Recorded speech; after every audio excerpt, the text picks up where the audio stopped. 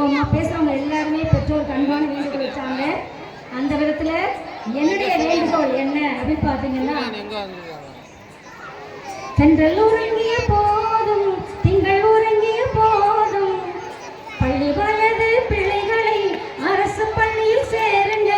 அரசு பள்ளிதானே நம்மோட பெருமை, என்றும் நம்மோட வலிமை. அரசு பள்ளியில் படித்த அறிஞர்கள் பல இங்கு உண்டு. அணுசக்தி நாயகன் டாக்டர் கலாமும் பேரறிஞர் அண்ணாவும் போல.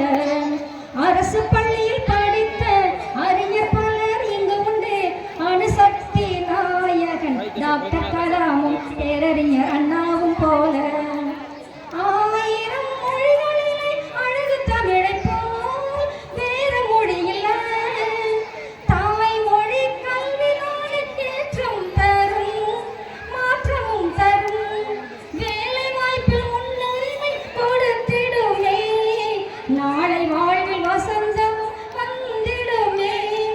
வேலை வாய்ப்பில் முன்னுரிமை கொடுத்திடுமே, நாளை வாழ்வில் வசந்தமும் வந்திடுமே.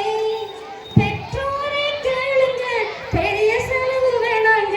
பிள்ளைகளின் எதிர்காலம் நினைச்சு பாருங்க, இலவச கல்வி போதுங்க.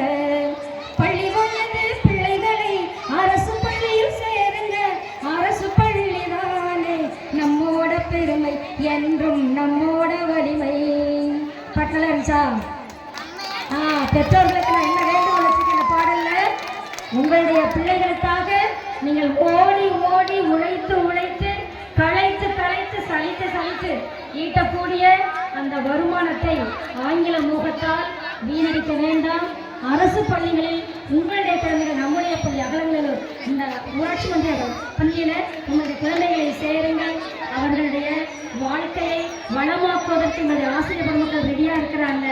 எனவே உங்களுடைய பிள்ளைகள் அனைவரையும் சேர்த்து பள்ளிக்கும் உங்களுடைய ஊருக்கும் நீங்கள் பெருமை தருகிறதை கேட்டுக்கொண்டு வாய்ப்பளித்த அத்துணை நல்ல உள்ளங்களுக்கும் நன்றி பாராட்டி விடைபெறுகின்றேன்.